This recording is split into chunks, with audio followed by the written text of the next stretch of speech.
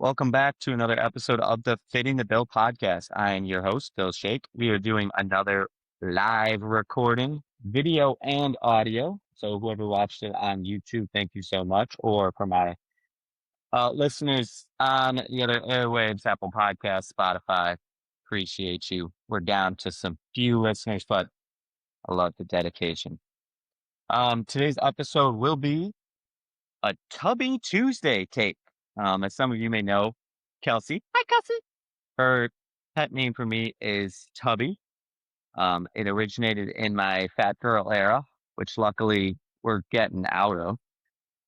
We're kind of getting back into the workout game here. But anyways, in my fat girl era, I had to get fitting for a suit, and I was horrified by the waist number, and I just laid down in disgust on her living room floor, and she was like, "Oh, it's okay, Tubby," and Tubby just stuck. So here we are on Tuesday doing a take. Tubby's here. Today's episode is going to be baseball. We're going to talk some baseball. Um, I want to talk about how we probably will not have America's pastime next year. So currently what we have here is the agreement between the union and the league expires in December. Um, and there's heavy talks that they will not agree on a new agreement. And so we will have a lockout, which means no baseball. All right. So New York Times, according to them, 80 of 101 players see a lockout coming. Um, that's pretty significant. So the reality right now is the MLB is pushing for a hard cap of 170 million to 245 million for and ceiling. The owners are included in this league's message, and they're also calling for some 5-year contracts, some other things, obviously. But honestly, looking into it was just so confusing. So I'm just gonna kind of try and keep it basic. I mean, this is not my day job. If you guys want to pay me, or if the sideboard here wants to sponsor me, then I'm all game, man. I'll put in the time, I'll put in the research. I had such a nice day going to Starbucks, doing the research, had their new s'mores cold brewed delicious. Anyways, I get off topic. So the players union is more sorting, trying to improve free agency, no cap, raise the league minimum, and they want to do what's called a competitive integrity tax. So right now, the league has where there's no salary cap, but teams that go past their soft limit have to pay a luxury tax, and the luxury tax is brought into then the players' benefits and some of the subsidies to the lower market teams. But honestly, there seems to be a lot of shadiness in that. But we'll get to that. So right now, the precedents of all other sports, NFL, NHL, NBA, all have a cap. And basically, the way the cap works is 48% of their revenue goes to the cap, like what this number is. Based on last year's number for baseball, it would be 180. So the league's pretty much trying to, kind of put ourselves right here in this with the rest of the teams. I mean, obviously, baseball is it's such a different sport. You have where there's so many more games. There's actually where the MLB has as many home games as NHL and NBA has games, period. So obviously ticket sales, other things are just a number that it's just hard to, you know, integrate and use that. But anyways, that's kind of the precedent where where other teams have. Um, the problem is that only 9 or 10, I was looking at like 3 different sites, only 9 or 10 of current teams fit in this current like range that the MLB has set of 170 to 245. There's so many teams that surpass that. There's the top three being the Yankees, the Mets, and the Dodgers. I think it's Mets first, Dodgers second, Yankees third. But of those three, all three are above 300. So that's 65 million greater than 55 million greater than what you're currently asking. You can't just undo what's already done. Like right now, Shohei Ohtani signed a number of years ago, signed a $700 million deal. 70 million a year. You can't just undo that. And that's can't just undo this is a signed contract. Now you have 70 million tied up to one player. They're physically not going to be able to compete. And you can't start giving where you give like, all right, I'm giving a like, oh, this year this team gets a pass because the precedent for giving passes is bad. Anyways, we'll get to that. So you can't really undo what's already there. What's at stake? The last time we had something to this magnitude was 1995. Mind you, that was a beautiful baby boy was 2. Hey, Cassie. That beautiful girl was 5. Hey, Cassie. So that lockout in 1995 lasted 232 days, 948 games. $580 million was lost according to owners, and there was 230 million lost for the players. Obviously, that was 1995. What would today, with today's inflation, be is an insane number. Um, and there was a 20% drop in viewership. Now, we just had an increase in viewership with the ABS challenges and the pitch clock and things like that. So we've had more viewers, and now we're just could potentially lose them after things like that. Our parents' generation, my parents' generation, some of them stopped watching the game completely because of the lockout, and they just thought this is where the game kind of gets stupid. That was the last time that the league proposed a salary cap. We have not had anything since. We had a minor lockout, which no games were affected in 2021 or 2022. But this is like completely different. This is now, we've just never seen anything like it in this era. And so there's so much more at stake now, um, because there's so much that goes into it. Now, some people say that this is an insane amount of number anyways. And so like this 580 million, plus in today's inflation should be lost. I mean, we need to change the game, but you just can't undo what's already done. You can't just change. You can't say, okay, well, these players should not be making billions or millions because, well, you can't just undo it. You can't just go back. You can't just erase and be like, well, no, we're done. Okay, we can't just go back because everything drives what it is. There's so much that goes into it now that wasn't factored in. And then you think about what these owners are making, what the commissioner's making. I mean, the commissioner for football, Roger Goodell, I cannot stand that guy. I don't understand what commissioners do. I want to understand what commissioners do. But it's like these guys are making hand over fist. They're making millions and millions of dollars from people like me that will sit up here on our $0 podcast and talk about it and pay $400 to go to a game, pay 20 bucks for a beer, and God, there's nothing like a hot dog though, even if it is $45 or whatever the fuck it is with all the toppings. But just nothing like a game and a hot dog. But it's like this is already there. You can't just change that. And so you can't so the players should be rewarded. And so that's why I think people say back and forth. Um, Going back to what's at stake, the last time this lockout happened, Bill Clinton had to step in. Now, mind you, I'm not a big like Bill Clinton guy. I give respect to the guy. Honestly, banging a chick in the Oval Office, serious flex. Not ideal when it's not your wife. I mean, that's kind of frowned upon in this shitty era of men. But yeah, anyways, that was his claim to fame. But he was a lot more tame and level-headed and didn't just ignite these fires like Trump does. And this is not to be political again. Again, I not really a fan of where he stands on things. But you just saw his involvement and how ridiculous it is. So I don't even want to imagine what would happen if he started getting involved right now and was like, all right, now let me step in as the MLB commissioner. I crowned myself the prime minister. I crowned myself now the commissioner of baseball. It's like you just can't do it. I mean, he literally insisted on handing out the FIFA World Cup to Spain. Congratulations to them. Honestly, I was done with Argentina. There was too much. Like Argentina gave me Dodgers vibes, and we don't need that.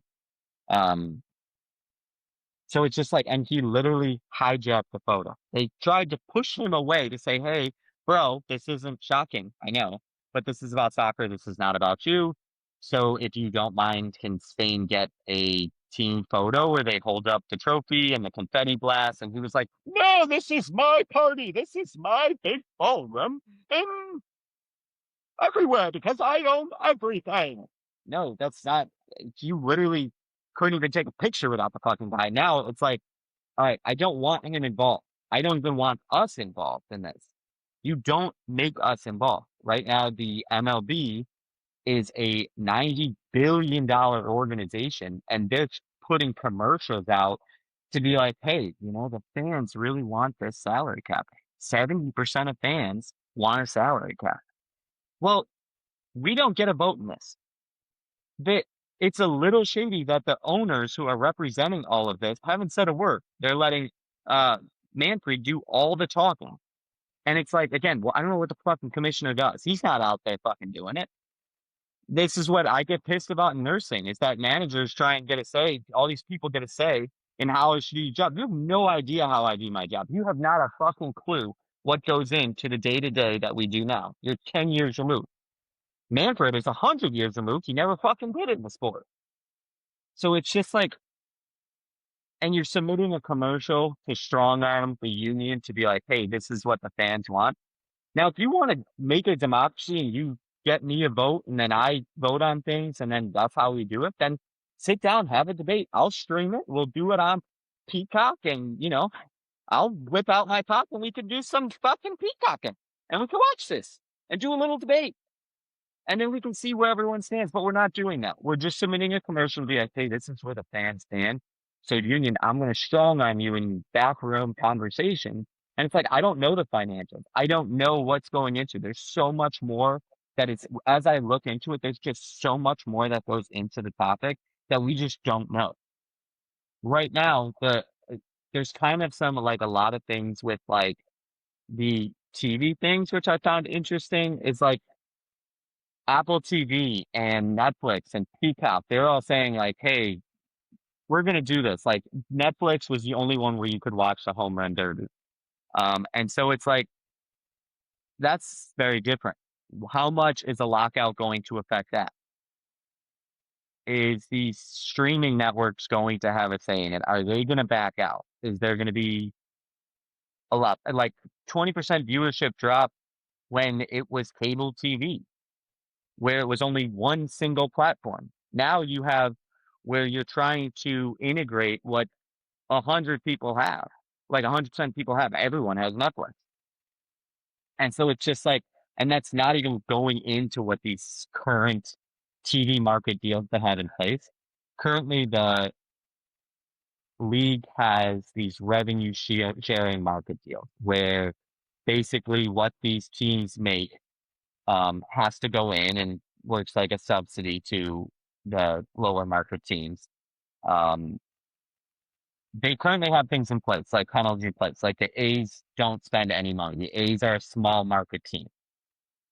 And they lost some of their revenue share because of the TV deals because they did not put up the money. They did not actually like contribute. So all these teams made this and everything did this, and there's so much supposed to recycle back. And the A's just were like, no, we're not recycling it. We're kind of keeping what you subsidized us. And there's been penalties for them, and that's why they've spent a little bit more, but they haven't really done anything with it. So some of the facts on that right now, the Yankees, Cubs, and Boston are all teams that have like where they have their own private networks, which is a little shady and makes it a little confusing. The Yankees have a huge stake in the Yes Network, the Yankees Entertainment and Sports Network. They basically air a lot of New York channels. They do the Liberty, they do the soccer team, um, and they do the Yankees and the Nets. So they make $500 million a year, which, mind you, the Yankees own part of that, so they're going to get that. Only 200 of that 500 goes into the revenue sharing to the MLB. That puts that's not recycling money. That's taken from the top. And it's like you can't hate the player, hate the game. I mean, that's just the reality of it. The Dodgers, I've noticed, I was researching, Dodgers actually got a pretty shady deal. This was this precedent I was talking about. So in 2012, the Dodgers almost went bankrupt, which is so ironic given where we are today. And so they had a deal that is in place that shields them from all revenue sharing allotment. Now, from this that they have in place, the first year of Shohei Ohtani's deal, they saved $60 million. 60 million to Dodger State. Shohei Ohtani's deal was 68 million. They were able to pay Shohei Ohtani's deal just in the saving from their revenue sharing. That's it. There's nothing else. It wasn't like uh fucking Jorge's hot dog. It wasn't anything else. It was just revenue sharing from local TV.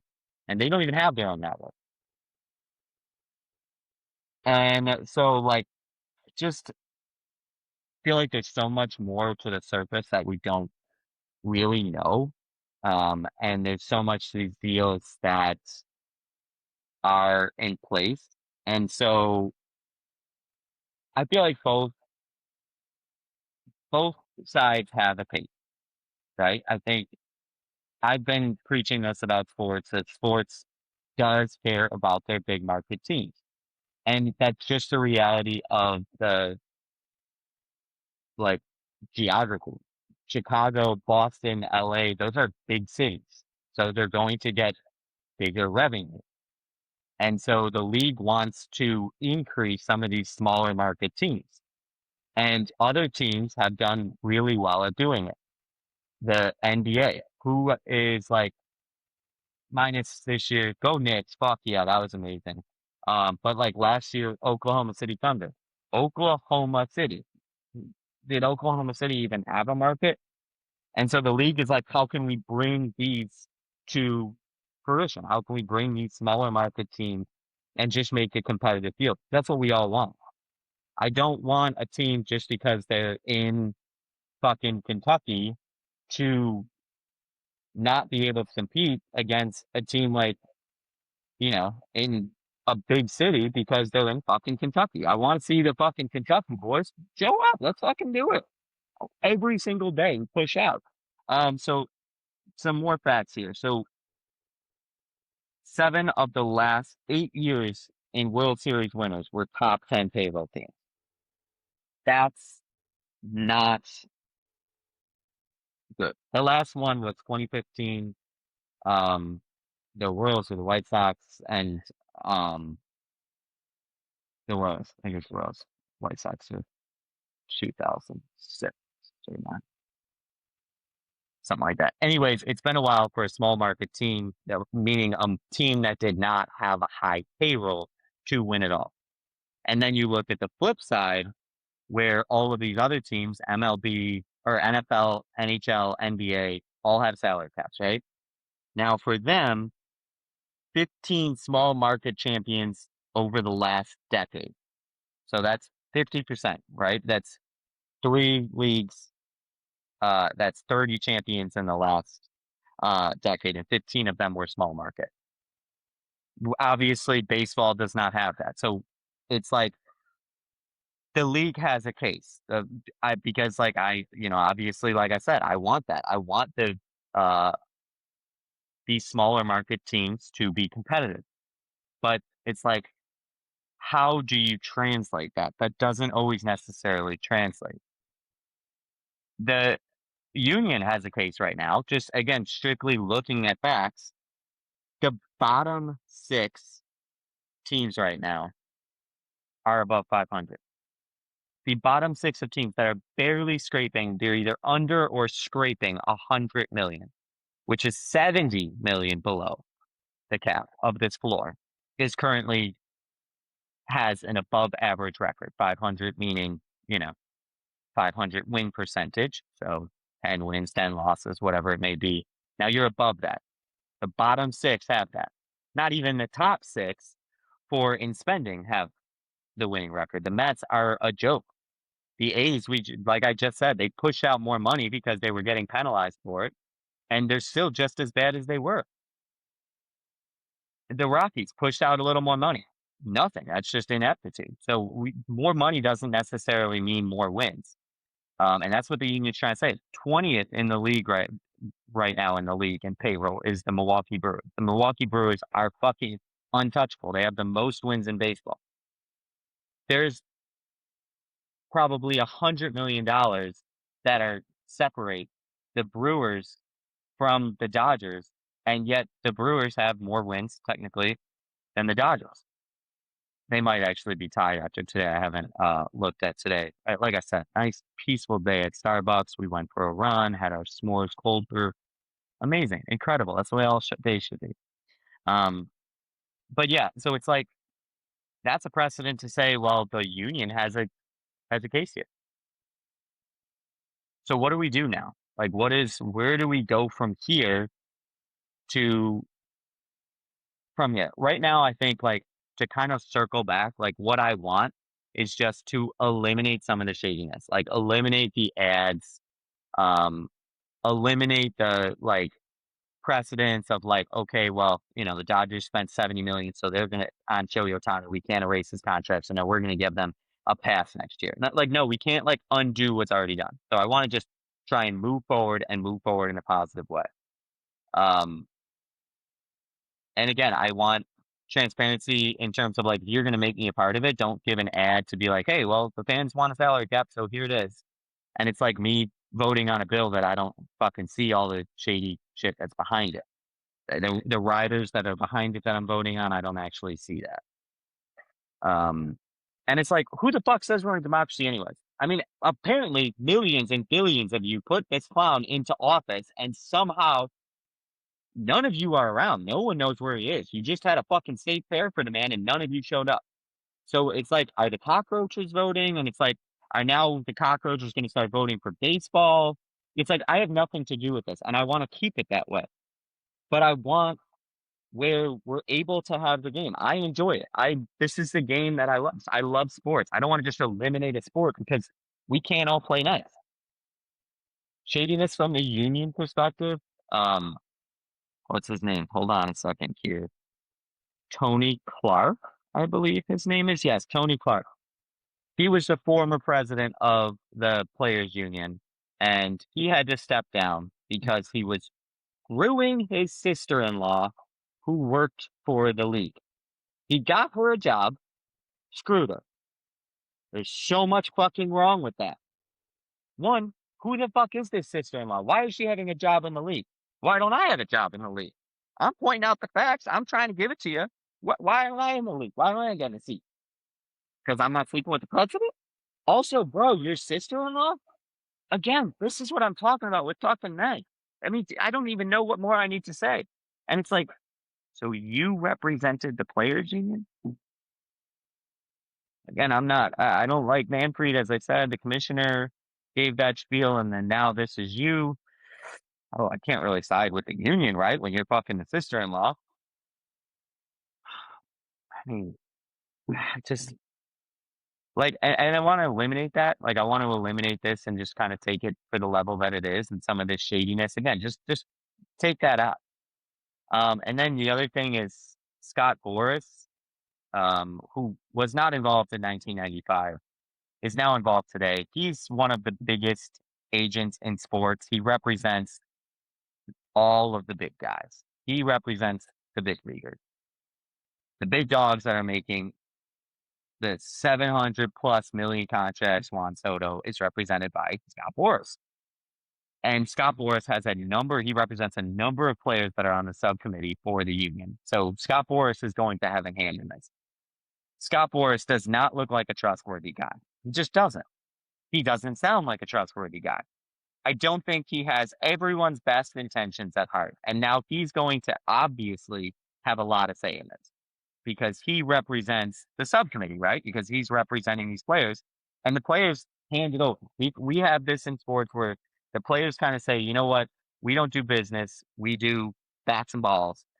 And we're going to let the agent do the talking for this. And so now obviously, when this is a business encounter, are the players really going to have a say in it? Should we really care about the New York Times saying all these players feel there's a lockout coming when it's like the agent might have a say in it and might have a thing in it? It's like, no, I kind of want the players to be a part of it. I want to see that, like, a submit a captain for each team, which some teams have captains. Aaron Judge is captain of the Yankees. Fucking monster. Wish he would come back healthy soon. God bless him in his recovery. Um, he was actually being evaluated for thoracic outlet syndrome, which holds near and dear to my heart. That's what kept me out of work for 4 months. And so God bless Aaron Judge. Anyways, give these captains, put them on a seat, and let them debate it out. Put them with the owners and say, okay, this is where I stand. This is where you stand. Eliminate Manfred. Eliminate Scott Boras. Let's let the men, the boys talk. All right. I want to sit down with my manager and I want to say, hey, you know what? You're doing this completely wrong with the union. Or with the unit. You're doing this. You want to say, put these rules on me. You want to dictate this about my job, and you don't seriously have a clue of what it takes to go in. You are appointed. You have a say in who's a leader, and you don't actually know what it takes to lead in this job. So it's like these teams that appoint the captain have a say. Like Aaron Judge knows baseball. Aaron Judge hits 300, hits fucking 60 homers a year, bats out 110 RBIs. He should have a say in it. Give him a say. Sit him down at the table, along with every other captain representative for a team. That's a leader. I respect the charge nurses that know how to do the job, that don't sit there from their armchair quarterback. This is why I don't have a say. Don't give me a say. Don't put the fucking commercial out there to be like, hey, you know what? You know, Tubby Petrosky Shake over here is going to vote on this. He's not going to vote on this. I don't know shit. I watch sports. I want to talk about it. I want to, have that conversation with you guys, but I don't play this sport. I don't do this. Hell, I barely could handle. Luckily for the S'mores Cold Brew, that was the only thing that got me through this confusing ass fucking research. So it's like, yeah, I just think that there's so much that's more into it. And what I really want is, if it was up to me, all right, if you're gonna say, you know what, Bill, Tubby, and the rest of the people, the rest of the pocket cockroaches are gonna go in, they have to say, then let's, like, my say would be there needs to be a happy medium. Okay, right now there should be some penalties if you like, you know, if you win it all, you get the last draft pick. Period. Okay, boom. There's no fucking lottery. There's no fucking this and that. The Seahawks won the Super Bowl. They had the last pick in the draft. Period. Right now the NBA is doing some apron things. Which why do they call it an apron? Okay, for one, as Kelsey, hi Kelsey, kind of test. Cooking scares the shit out of me. All right. So the word apron is there, but they have these aprons, which means they have these sort of constraints on teams that surpass their uh, restrictions. They have to say, all right, here's my floor. So if you're going to surpass that, you're going to lose draft picks. You're going to lose free agency. You're going to have like sort of more constraints because you dished it out in one avenue. The Dodgers, I read something that was like the Dodgers, uh, their wins and replacements numbers, which is like their stat to say like, okay, who's contributing to their wins? 48% came from free agency. There's no like Dodgers prospects who think Dodgers have good prospects, which just fucking pisses me off. You have good draft picks, you have good prospects, and you have good free agency. It's fucking bullshit. But that's the thing. Like, and there just needs to be a way to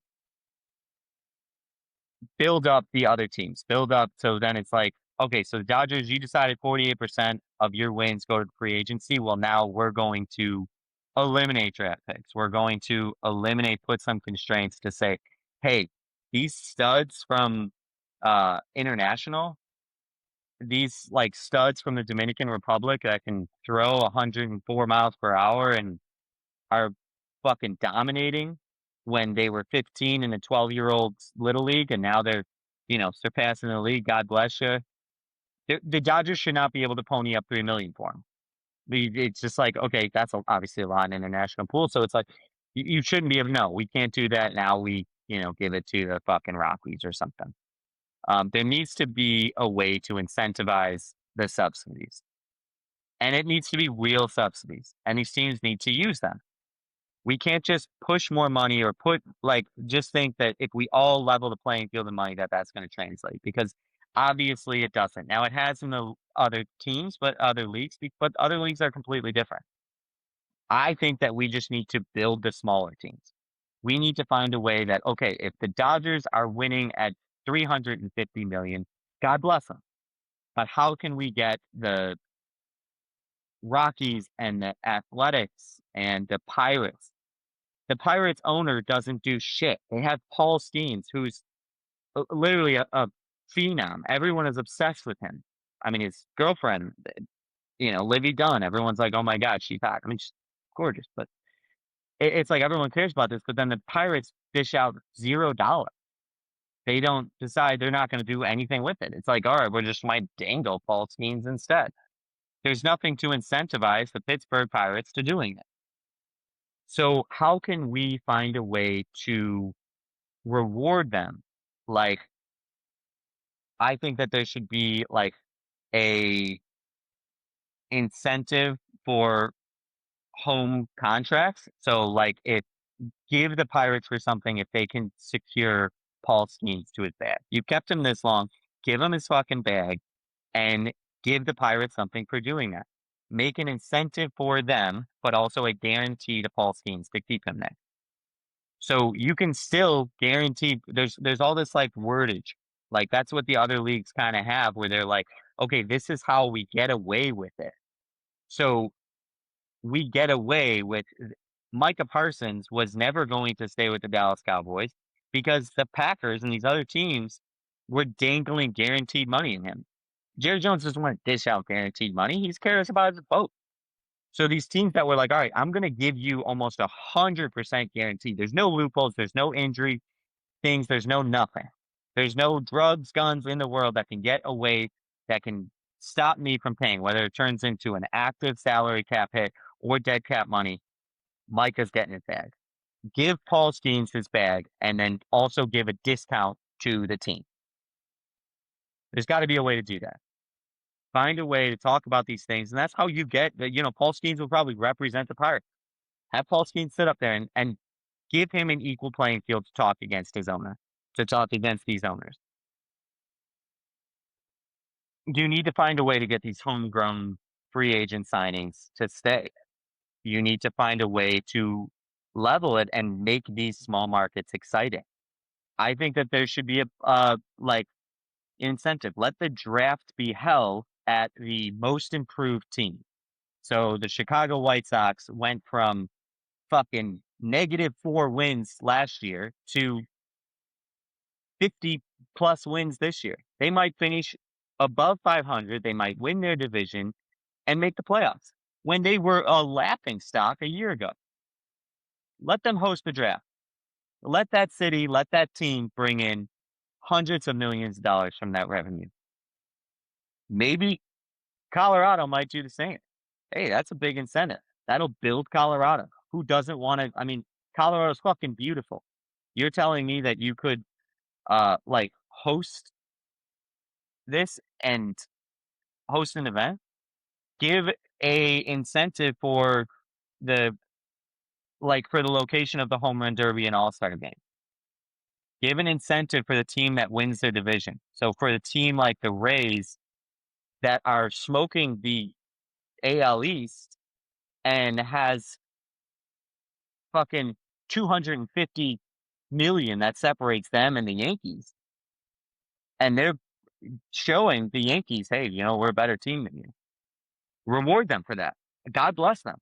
I like the Yankees. I'm a Yankees fan. I support these teams that show zero consistency whatsoever. But it's like reward these teams that are going out and saying, you know what, we care about the performance. We're not going to do the show. We're not going to do like the show money. We're just fucking doing it. We're doing it by grit and fucking ball. And that's what the Rays doing. They're submitting zero money for their players, and their players are showing up. And their players then are leaving and going into a different team. And they have just good prospects, but they should be rewarded. They should be given a subsidy so then maybe they can continue that. And then maybe an incentive for another team to be like, all right, we got a chance too. You just never know. It's like what they say in football is any given Sunday. And it's like right now, I support both sides. I see where the league is coming from to say, like, look, something's got to give. Yeah, something does got to give. All right. Watching a 3-game series of the Dodgers and the Pirates, whether I'm a Dodgers or Pirates fan, is not worth watching. I know what's going to happen. There's no question mark. You literally dish out billions of dollars in very, very good players, proven players. There's no like, hey, we're taking a stab at this. These teams the Dodgers are saying, I don't give a fuck about possible question marks. I'm just doing proven. And if you want to beat me, beat me. And credit to those teams like the Brewers that are like, yeah, I'll beat you with my cheap players. But there needs to be a way to make it a competitive, and there needs to be a way to do it in this reality that we live in. I believe in setting a minimum, but setting a max and then saying we got to hit that, and then there's going to be one. You can't like it's just like you can't erase. Um. So yeah, I mean I think that there should be find ways to incentivize it and find ways to keep the sport that I love next year. It's definitely, I think it's just an interesting topic. This is something that I wanted to, you know, give to you guys and talk a little bit about. Kelsey is not going to listen to it, but it's like, so here's this is into the ether. Hope you guys support it. Um, I still want some more feedback. We like it, do we not? But keep in mind, show you my bottle here. Be nice to me. Anyways, that is all. I thank you guys for the continuous support. I am Bill Shake, your host of the Fitting the Bill podcast. There is more to come. Thank you so much.